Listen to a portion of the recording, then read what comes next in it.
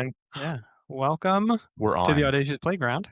You. I don't know. Is this episode 10? 6,000. This will be 10. This is 10. Okay. Yes. So we're in the double digits Well, now. congratulations. So, yay! Welcome to Audacious Playground. Life is a playground God has given us. It's meant for building, creating, risking, failing, learning, and becoming. Here, we tell the stories of people who are living audaciously, so you feel the permission to play too. Come play with us on this audacious playground.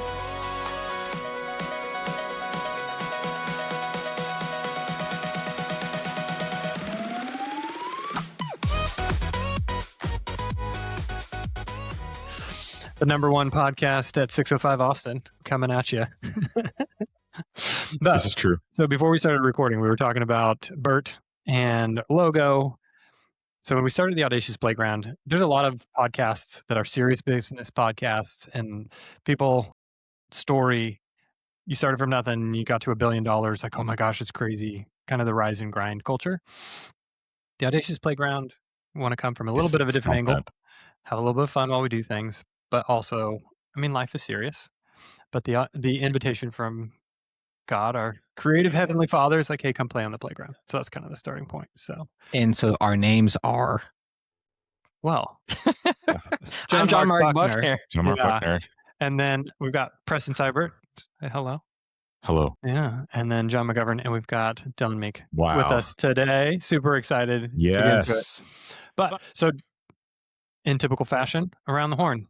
John Mark, what's new in the last week of your life? Thankfully, nothing much is new. What are you talking about? What do you mean nothing? You just got back from out of the country. Well, yes, that is new. I was yo, thanks for jumping on. You know Well, what I you mean? said nothing new. 10 years of marriage. Michelle and I dropped off the kids in Kansas City, and we went to Italy. 3 nights in Como, 3 nights in Venice, and it was wonderful. And turned on the out of office for like 2 weeks, and then got back and just left the out of office on. Yeah. That Still on. I could keep ghosting the people I wanted to ghost. It's no longer true. Which is great. Well, yeah. By the time this airs, he will officially be back in the office. Yeah, I think I experienced this when I travel and especially the last couple of years I have a lot of fun. So Lake Como, beautiful. Venice, wonderful. Even Kansas City, gorgeous place. Really fun in the summer. It's fun in the summer. Kids had a great time. And then a couple weeks in, I always at this point like, I just know I'm not supposed to be here. Like there's something in the season life I feel called to build in Waco. And so getting back here, it is hotter. It is starting to get brown outside because it's mid-June, and the emails have piled up. And I just know like I'm building something here, and this is exciting. So I am taking the opportunity to look at projects and say, okay, which ones did I put on the table on accident? And I was like, let's just get those off again. And what did I double down on? So had a friend join one of my company's core concepts in a CFO role for, so Brett stepped in, Yeah. my performance. So he's like Big 40 time. years of experience in it. So praise God. That's kind of a funny story because who was previously sitting in that seat? But yeah, you were telling us at lunch the other day. Not the CFO Not the seat. CFO, but the accountant. But essentially, we swapped out what Alec was doing. intern Alec, Alec, who was I love amazing. you. I love No you, digs on Alec for a 30-year 40 year industry veteran. Oh, thank you, Jesus. Yeah. An intern for a vet. Yeah. So God's moving. Love it. That's my update. Preston? I was given a truck. Whoa! that's pretty legit. F1 50 trillion. F1 trillion 50. F1. Yeah, I wish. Yeah. Shout out Post Malone. Yep. F1 trillion. That's That's what what it it is. is. No, we had a lot of, my garage broke and our van alternator went out on the same day. And for all those who are listening, all our Moms. massive subscribers, we'll get there. One thing I love about community is when you have friends and people who want to do life together. Hey guys, just send a text. Hey, today's been a rough day. It's just been compounding. And then was borrowing a truck and someone in the life group was like, hey, I want you to have it. And so super blessed by that. So that's a big deal. And the garage got fixed. So that's a big deal too. We can get out. And then, yeah, just, man, learning so much about vibe coding and all the codes and having meetings about management for artists. And hopefully we'll be finding out something soon about what we're doing with that. No, that's very Still in the works. on the works. So it's kind Not out there yet. of on the DL. But yeah, and then it was fun last night to watch Lionel Messi score 3 goals. World Cup season. What a legend. GOAT. We normally don't watch a lot of TV in our household. No, it's like an hour right before dinner. But lately it's been like, hey, Link, do you want to watch soccer for 8 hours? Like, good now. Exactly. My kids hit their limit. I was telling Michelle, like, I don't, there's something wrong in my brain because, like, I equate watching sports as like a different category to like watching shows. Yes. Totally is. Like, yeah, It absolutely. is. maybe, but like, there's still just like a TV. Yeah. My wife Michelle though did take the World Cup and she asked ChatGPT to create a geography curriculum based around the World Cup, Fun. and then she graphic designed Love a it.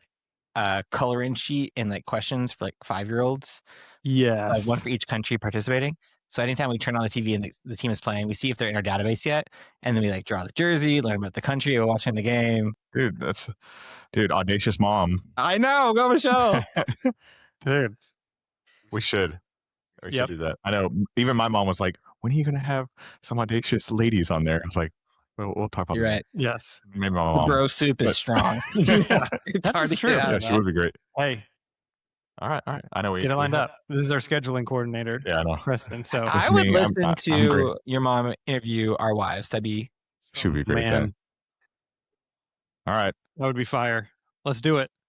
Well, before we digress too much, Yeah. John, One more. are we going to Dylan or John? Dylan. No, we'll go to Yeah, Dylan. Cherry and on then- top. Save the best for last. Well, what's course. the progression, and then you go, and then you pitch it.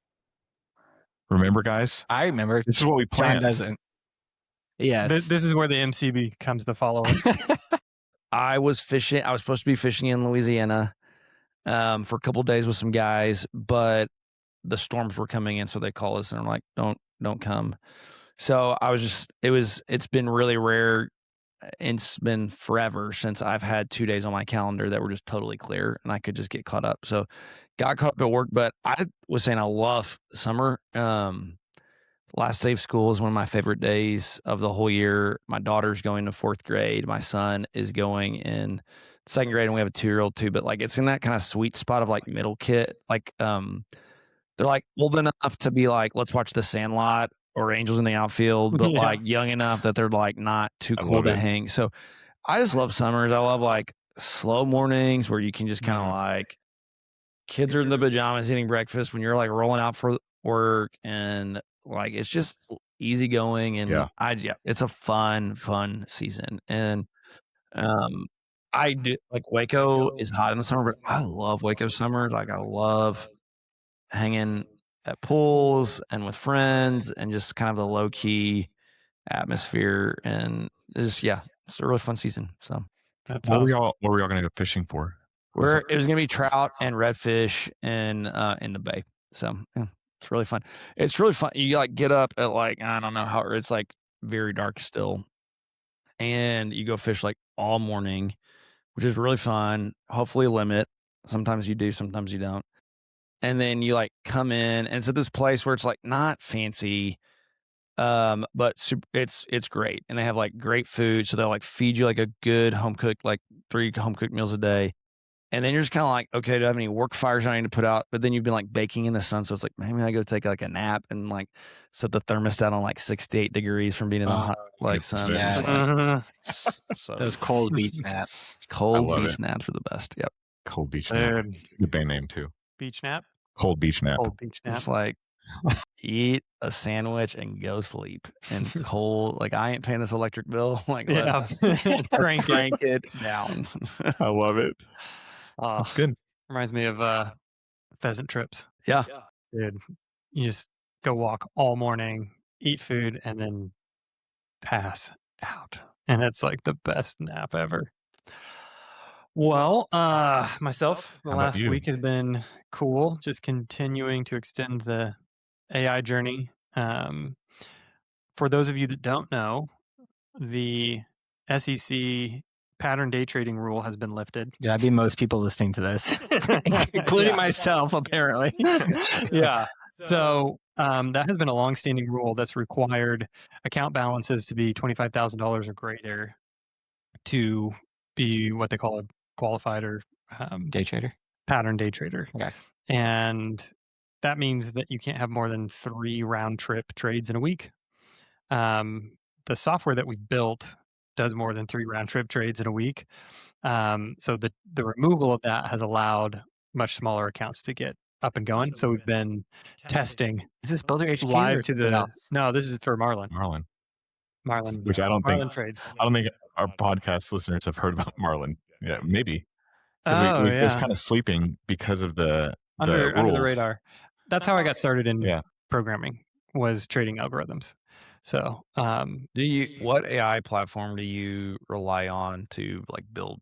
that one's running through Grok. Yep. But we use Grok and OpenAI. And then also starting last week, have a couple of open source models that we're running. Why? I've heard a lot of migration to Claude. Yeah. Like, why have you not gone that route? Claude scares me. Why? Not from a like they're evil kind of Yeah. standpoint or whatever, but from a control standpoint, getting in and using their tools, it's kind of like locking into Mac or Yep. Apple. It's like once you're on the once platform, you're you're in. you can't. Yep. Yeah. So all the things that we're building are proprietary. Got it. So the way that we've built everything that we have is the actual model on the back end is interchangeable. So yeah. But Builder HQ right now is running entirely on open source models. Awesome. So that's pretty awesome.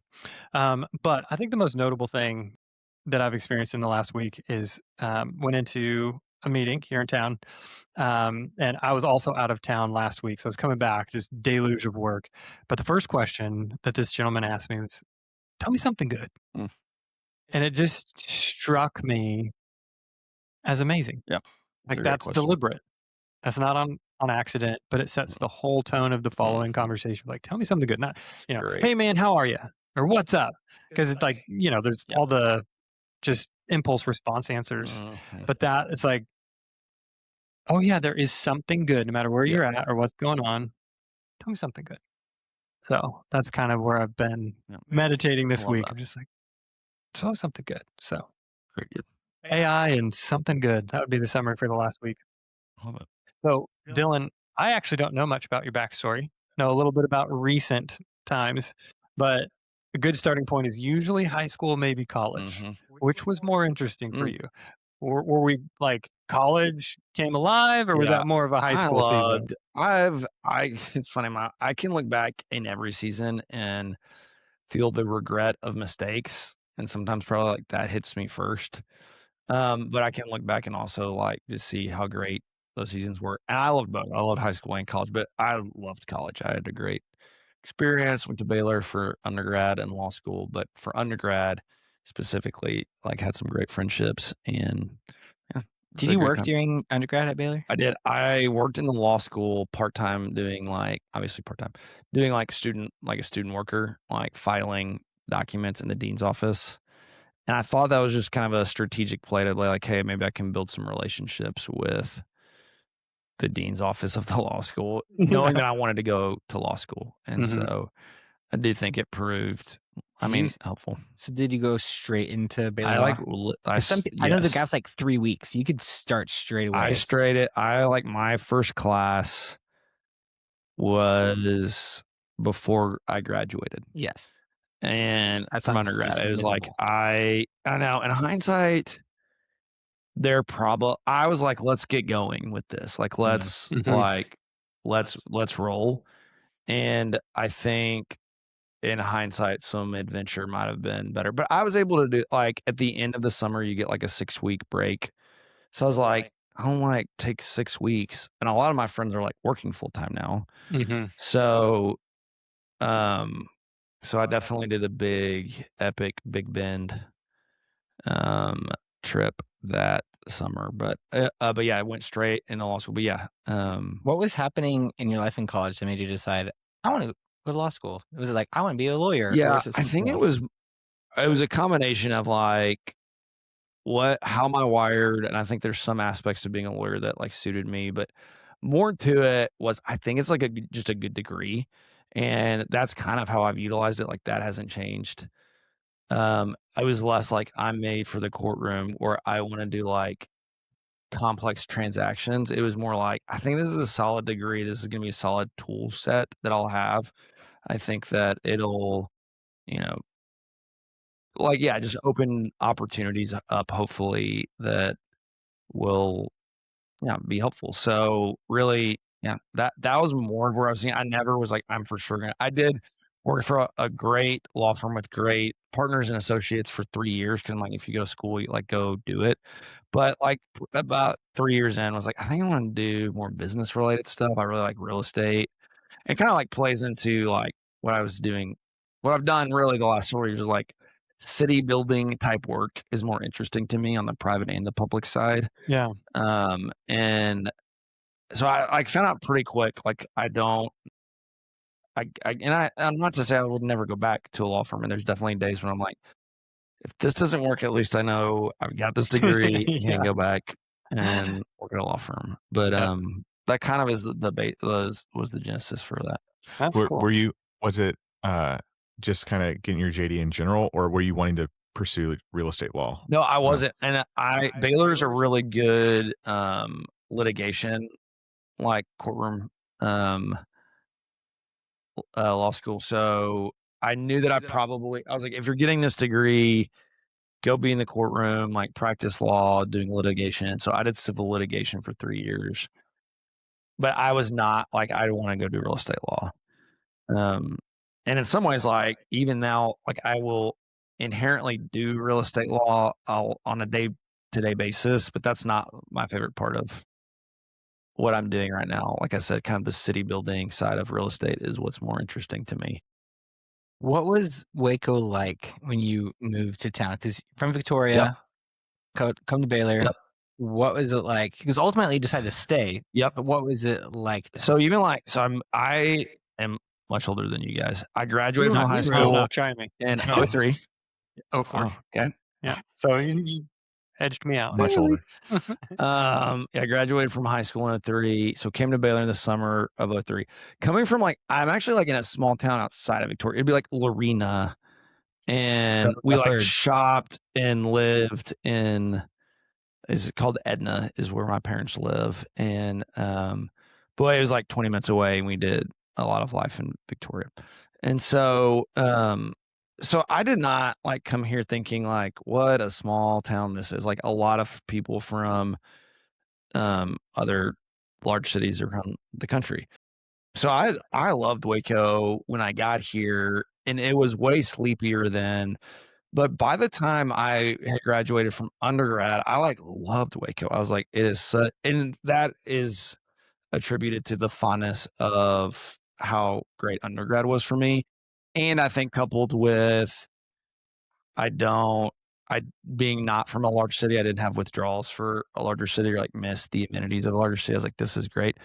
And could even see then I'm like Waco's like headed somewhere. Like I feel like there's such opportunity here and it's going to keep growing and you can be a part of that. And I feel like when I decided to stay after law school, I could even see that then. But coming here, it definitely was it was a little sleepier than it is now, but it was still like like great places to dine. And it was funny because law school is not as fun as undergrad. It is like by design, very rigorous. They're like, you're kind of pledging a fraternity. Like we're designing this to make this hard and you to learn as much about the content as we want you to learn about like mental toughness. And so a lot of my law school friends did not like Waco.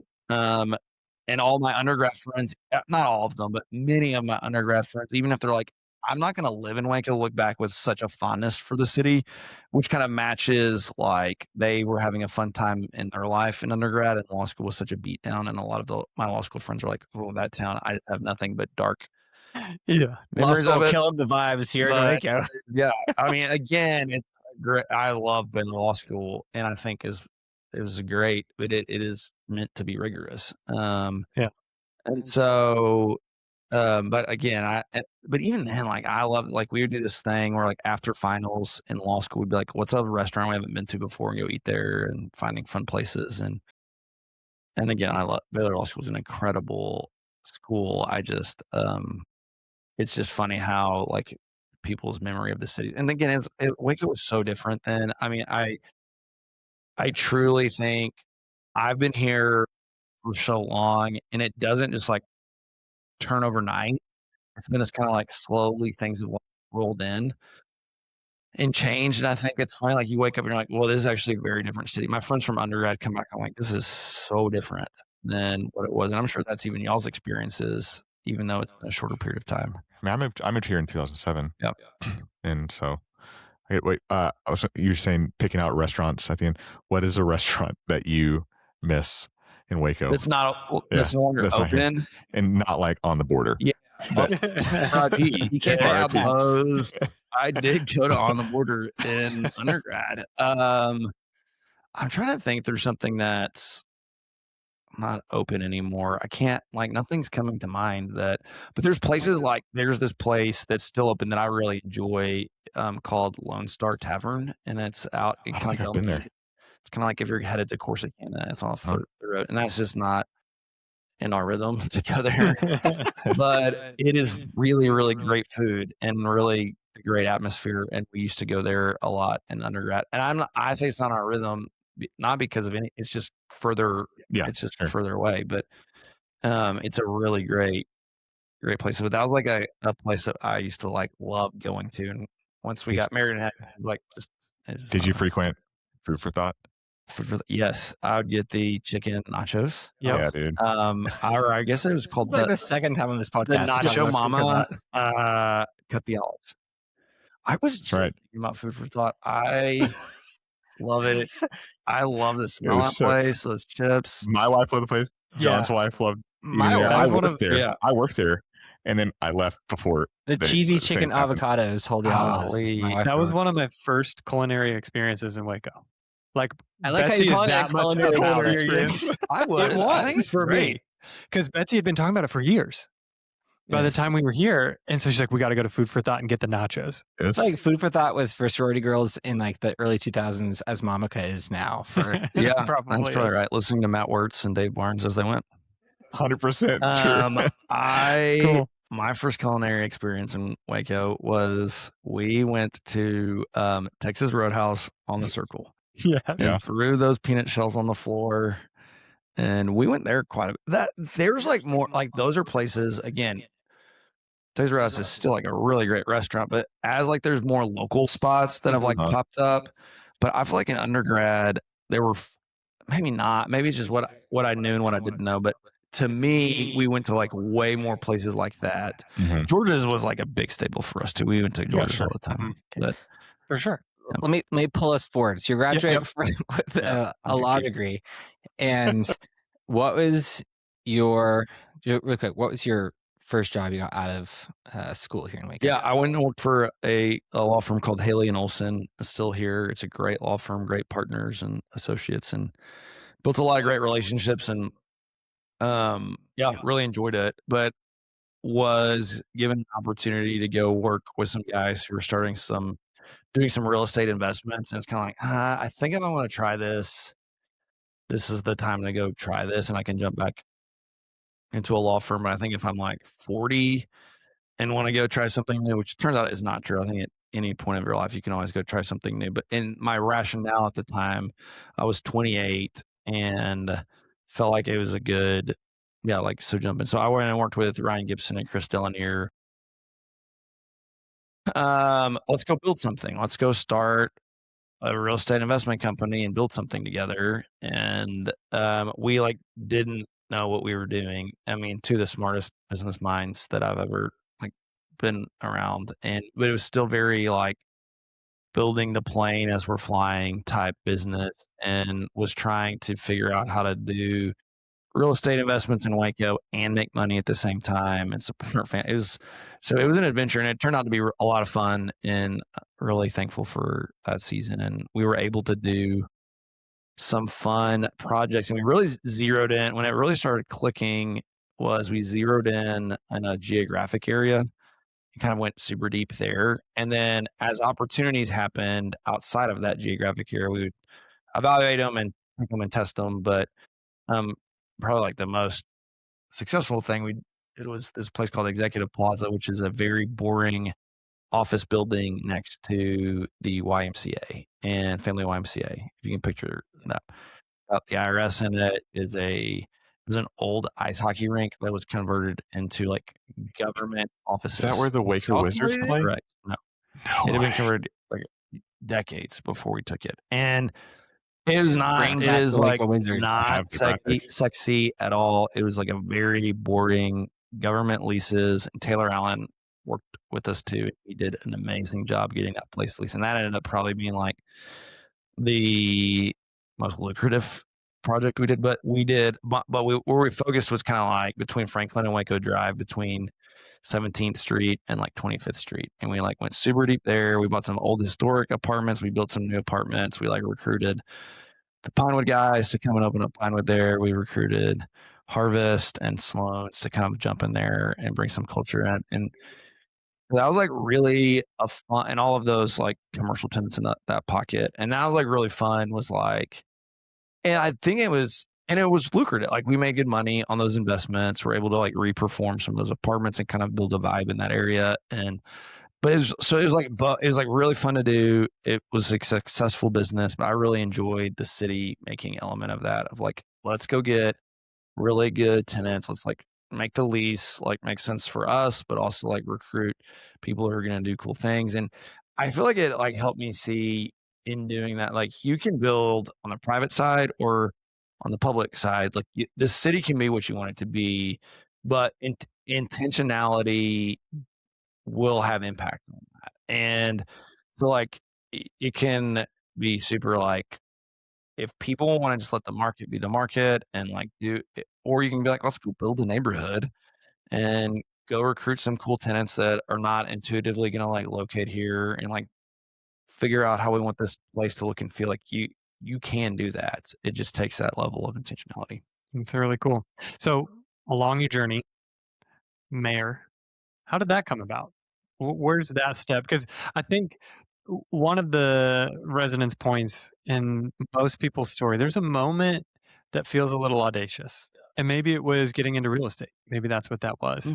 But that definitely felt audacious. I feel like I had the incumbent that was in city council was not running again, and there was going to be a vacancy in that seat, and someone had filed to run who I'd gotten to know, and is a friend of mine now, who I ended up running against, a very great lady, but at the time I didn't know her. And there's just a group of friends and people who are like, hey, I think you do good at this. And I think that and it was kind of like I think it'd be good, probably like more that there's some people that were like, more like, I think your profile is the type of person that we hope to see in city government. I think it was, and this could sound weird, but I really think it was like very good-hearted people who are like, we want someone with kind of a business mind who wants to grow the economy and cares about the town. And again, my opponent it was not about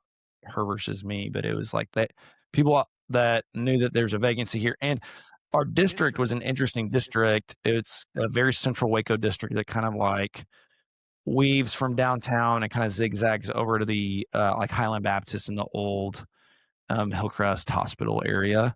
Yeah. And so, but like the way the neighborhoods fell, it's just finding people in a couple of the districts in Waco that have the job that allows for the flexibility to run can be challenging. And so anyway, it was one of those opportunities that came up, and I was like, yeah, let's go like see. And I like prayed about it a ton, and definitely did like feel like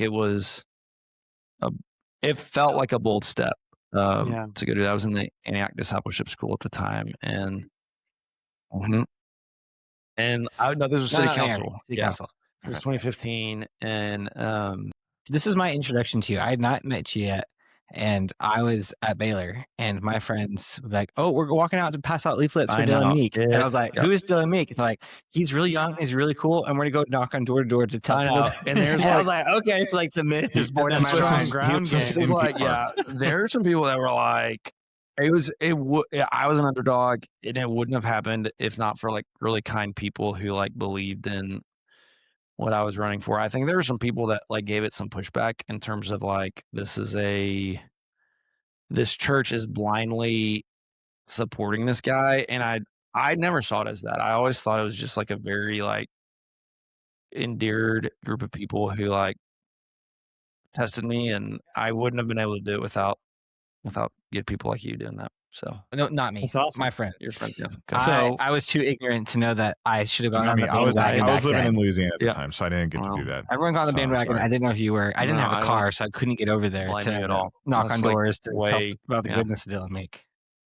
I love I it. just figured out Baylor existed at that point. Yeah. Okay, so So you get audacious move, getting in for and being Yep. considered for council. city council, Yep. and then you won. Yep. was it close? It's very close. What was the actual vote count? I should know that. Not well, like, is it a few thousand votes? Is Yeah, it it was less than 10,000? no, it was less than that. It was less than 1,000 people that voted, and for that district, it was like the most votes ever cast. I think it was like 900 something that voted, and they were like, that was like the most votes in that district that had ever been cast. And that was one reason why I ran, is because people were like, I mean, the last election that was contested, there were like 60 people that like voted, and I was like, well, I can get 60 buddies to vote. Yeah. And then it became this thing where I got super competitive, and I was like, oh my gosh, like I am the underdog. Like I do not want to lose That's this. funny. Yeah. Yes. So try to like really work hard to like get people either in my network or my life to go help. And we did this like, and there's a group of people in Waco that kind of get local government races, and they're the ones who pulled me aside and were like, if you want to win, if you really want to run a campaign, like you need to get friends and buddies and volunteers to go door to door for you. This is how you like, this is the playbook, like da, da, da. Yep. And so I just try to really stick to that playbook. And yeah, it was, I mean, it was a wild season. I didn't have kids. So Was I this had, when you like, were living at that house on yeah, Austin? it's in Austin. Yeah. Yeah. So then, Okay. did you parlay that directly into running for mayor, or was there a gap in there? No, I was on city council for 5 years, and then the 5th year I was mayor for 4 years. Okay. Yeah, 9-year run. It was great. I loved Wow. every second. I got in there not fully knowing exactly what I was getting into, and loved it so much. And it was funny That's because when cool. it was over, I like loved it and didn't miss it. I didn't get burnt out, and wasn't like, I need to get out of here. But I also didn't have withdrawals for that. And it's partially because it's like there's such a good team at the city now. Like the current mayor and the current city council are doing such a great job, and the city management and the city staff is so excellent that it's easy to like leave that. I mean, like they're gonna do so good, and they're in such, and that's a great group of people. What is something that stands out to you during your time that's notable, but maybe not externally visible? So, good commendations for the current staff. I'm sure a lot of that has carried over, but like you said, you didn't have a lot of like exposure or context going in. But what is that? What did that equate to once you got in? Things that you discovered. I mean, I think that first of all, the number of like selfless people who are working to make Waco a better city is just outstanding. And I bet a lot of people don't know that. And that is not just in the government sector, although it is. I think we've got like great county and city staff members and leaders who are just like love the city, are deeply wanting to be effective and excellent, and are effective and excellent and strategic and smart at City Hall. And I like rolled in on the council, and there's just like such warm people on council who are welcoming and kind, and also like smart and astute, and like wanting Waco to be great. And that translates though to like the chambers of commerce and the leadership there that are so great, and then it translates to like nonprofit. There's so many people who deeply care about building up the city, and it was like so clear to me that this is like it is a team. That's what I used to say, like it's a team sport, and like um I think people would be blown away at the number of people who are so good at what they do and so excellent and selfless and really trying to make Waco a better city. Yeah. When one thing I think we've talked about this before, but and you've worked with other mayors, like you got to know like Dallas and like other people around Central Texas. But yeah, I think along what you're saying is the leadership in Waco seems pretty unified, and there's not, and John Mark and I, and we've talked about it a lot just with all the things that we're doing in the city.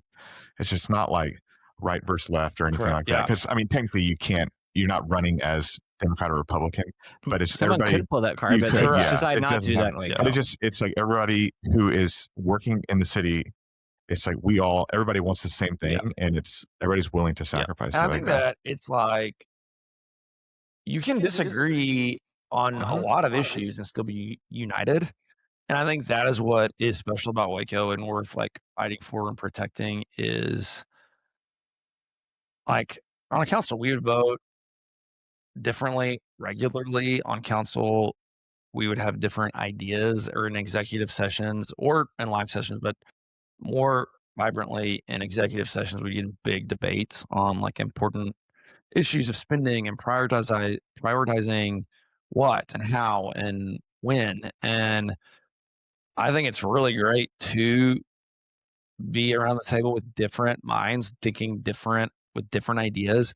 But at the end of the day, like it was always like we're family and we're on the same team and we're all going in the same direction and we like, respect each other. We're not enemies. It's not normal. And I think it's so, and I think it's still that way up there. And there's times I think inevitably, like with family, you roll your eyes, you like, shake your head, you get someone's rolling their eyes at you, someone's shaking their head at you. Like that happens. But like at the end of the day, the core fundamental truth is like we're rowing in the same direction, we're on the same team.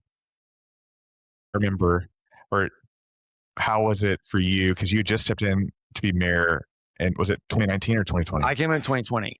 So I remember I was working for another company, and my uncle called me, and he said, "Hey, where are you?" I was like, "I'm in Louisiana doing a call." He's like, "Dillon's about to shut down the city," or like he's like, "You need to get back now."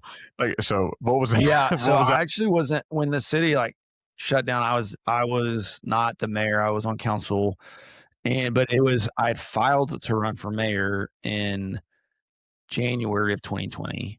So thinking we were going to be rolling into like a very different couple years, and the city really took on so much work in COVID. And I think like with I think schools, and obviously medical professionals and hospitals, but like the city just like, it was really hard and it really was hard on our staff. And I look back and it's like, man, we could have done stuff so different, but it was an emergency. So yeah, it was something unexpected. Kyle Deaver was mayor at the time, one of the smartest, wisest guys I've ever met. He did a phenomenal job in navigating that with thoughtfulness and care and hopefully, we had a good council who was trying to be, his right hand man. And then so like when I got into the role, so the November election so they punted. It was supposed to be a May election, and they canceled it due to COVID. And that like it was so crazy. Like we had gone under contract to buy a house and before COVID. And we were closing in June, thinking it'd be after the mayor election. And it was a house that wasn't in my council district. And so like I had to resign it. So I guess to your point, actually, you said it, and I didn't answer this accurately. I had to roll off council from like June until November, because we just planned for either I'm going to be the mayor or I'm not going to be on council. But like one or the other is going to happen. I'm not going to keep being a council member, and so we're like, so we just had the freedom to pick a house and it was like literally 3 blocks outside of like my council district. We went under contract on a house in Kansas City, just before COVID had like hit, and that was a really It eerie was super eerie. feeling and place because it's like, What's all gonna right, happen? well, what's Yep. going to happen? Do we close on this house? Do we back To- out of this? Totally. What was that like for We you had to guys? sell. We were selling our house. We had moved to this great house on 25th in Austin, and we had a seller who backed out after their option period expired, and it was super hard. And we had to. There's, but it's crazy because the people that bought our house were Michael and Ellie Boone, and ended up becoming some of our best friends in Waco. So it like God has a You had God has a plan. that house, Yeah. and you had the 20. Yeah, I had 24th, 24th. and like bought that, and then I rented that to buddies, and then me and Yeah. Lindsay, I my wife, love lived at the I 25th. love the Boone's It is house. an It's awesome house. It's an awesome house.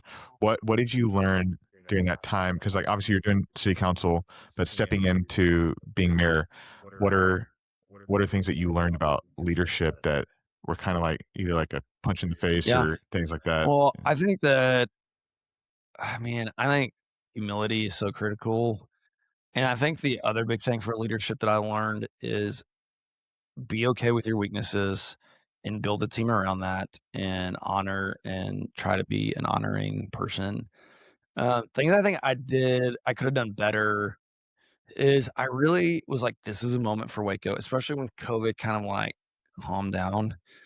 But like trying to be a little more, I wanted to do everything and I wanted to do it now. And it was because I'm like, this is our moment. Like we got to go. Like the economy's growing, like Waco's growing. Like let's do it. And the city manager at the time, who's a close friend of mine, Bradley Ford, was the city manager, and he was so bright. And again, I'd worked with other city managers before and since, are all so gifted and so smart and so good at their job. But Bradley and I had a great relationship, and he had a very similar vision as me. But I probably was something you didn't ask me, like what I could have been.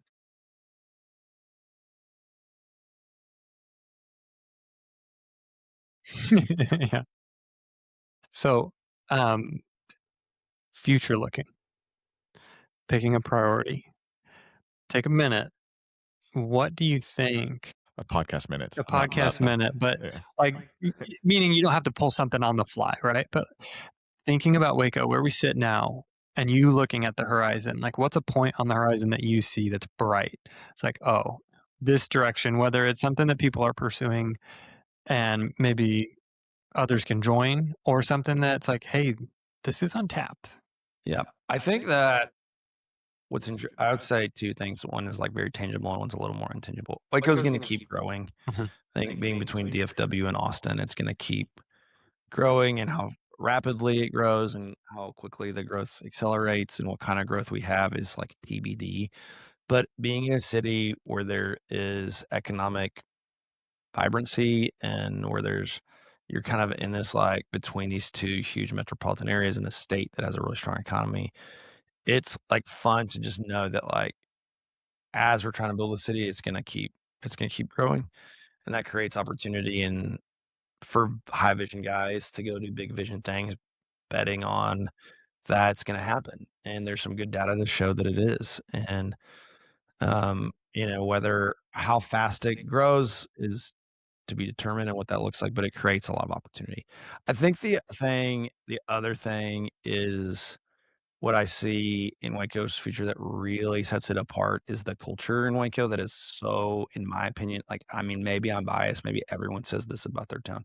We were talking about like the council culture earlier, but like, I just really think when people move to Waco and they love it, it is oftentimes because of the people here. And I think that is what Waco just outpunts its coverage in, is just really great people. And that's not to say, obviously, in every city there's that.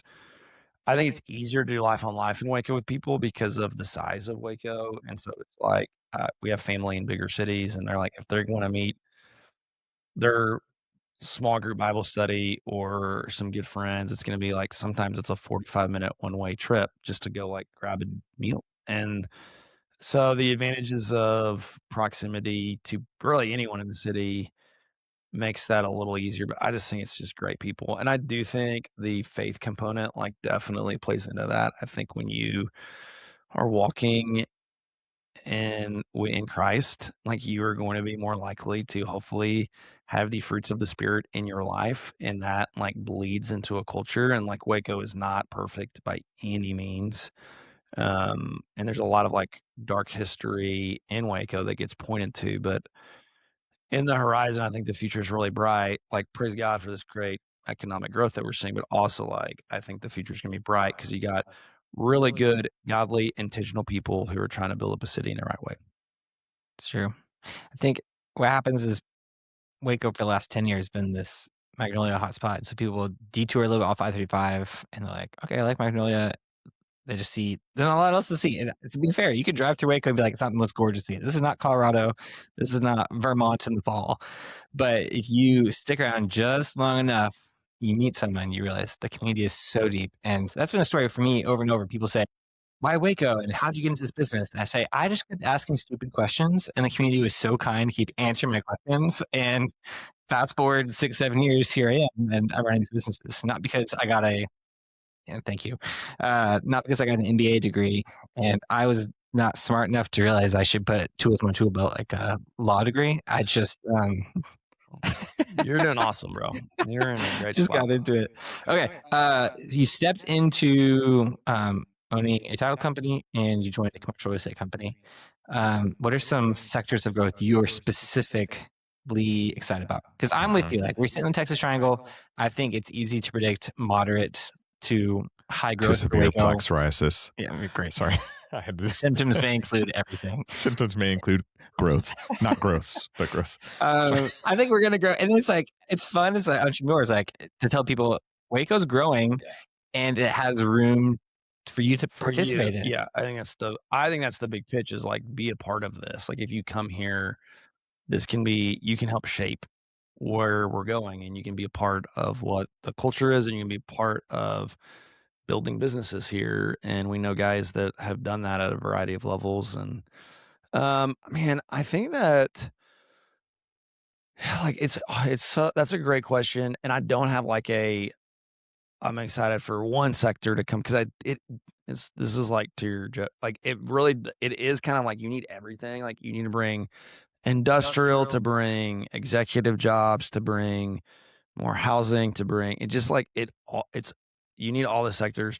The one sector that I am hopeful that Waco altogether will continue to solve for is how do you get more, we've called it different things, white collar, head of household, like commercial, like high paying jobs. Like how do you get more high paying jobs into the city? And I think we were really successful in as many cities were across the country in the post-COVID years of like increasing the wages in a way that actually does outpace inflation by bringing really good manufacturing and distribution jobs into Waco. And those are great entry-level jobs still, and there's like ladders to climb.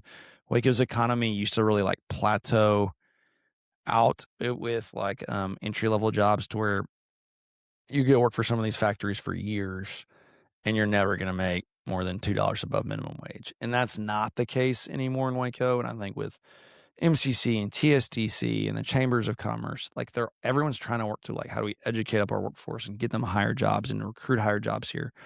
I think you're still like getting these like office grade level, like high paying jobs in Waco is going to continue to be something that I hope people press into. And I think unless there's like a crazy company that just like picks up and moves into the market, which could happen. Like you see in like when the Samsung plant came into Taylor, Texas, like that city rapidly changed, which created other challenges too.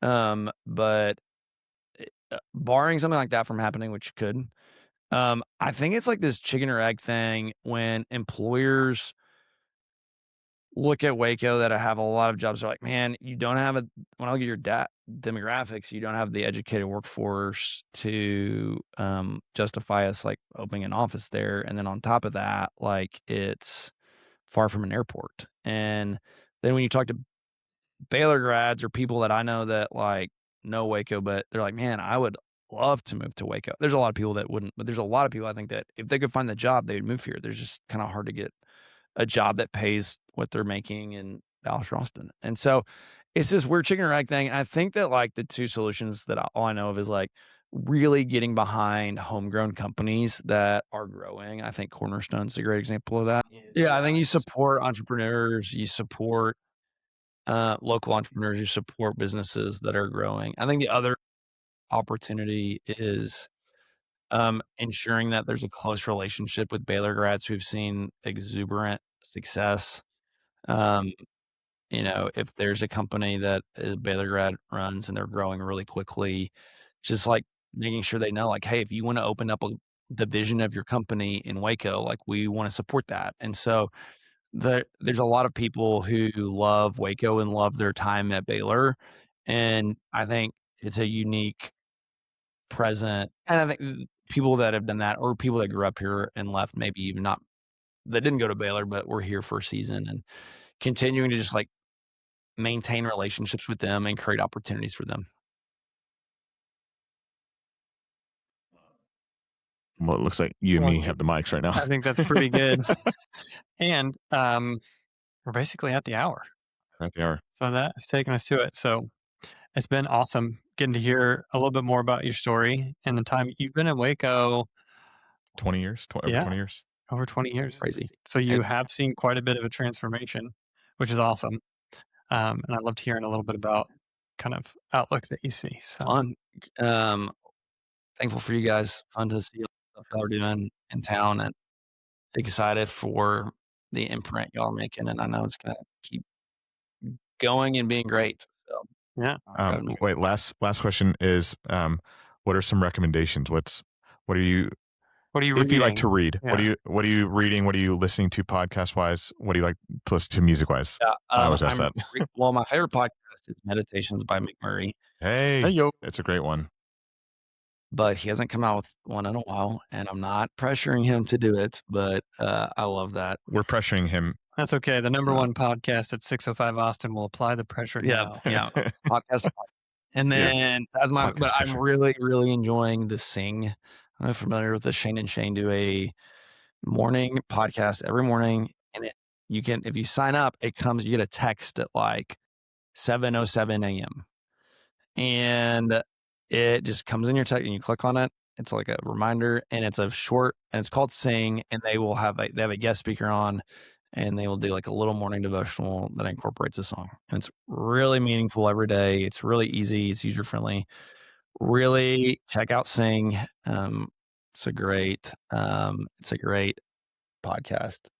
I should be doing a summer read, but I don't have a summer read right now. Fine. I know I need to be reading more books. I'm just You intake information differently. I need to read. I love reading it. I love when I get into a book. I love it. Like for me, it's just like I love the idea of books. My wife jokes around like, "You love the idea of things. You like don't do them." If you haven't yet, Theo of Golden. Okay. Who said Top of the told me list. about this? Was that Joe Daly that mentioned it? I think so. Yeah. I Someone just was finished just it telling me last about week. I think Zach Garza. My wife Yeah, fine. read it and bought 3 copies. Okay. And like it's lending. Do you have them one in and, the car? handing it. I don't Just have. kidding. No, I was legit thinking like, do I have it with me? I would just hand it to you. Hilarious. No. Yeah, on your list if you're okay. looking. Theo That's- of Golden. It's solid. Yeah. And that's a fiction book, right? It's fiction. Yeah, this is what I've heard. Yeah. Yeah. Okay. Well, there you have it. I'm going to go straight to Barnes & Noble. Or I'm going to go straight to Fabled. Beauty That's of life. right. Yes. Homegrown. There you go. Uh, Well, I think that's it for We did it. another episode. Right. We Thank have you guys landed Thanks for the listening, plane. team. Awesome. Fun being Good here. time.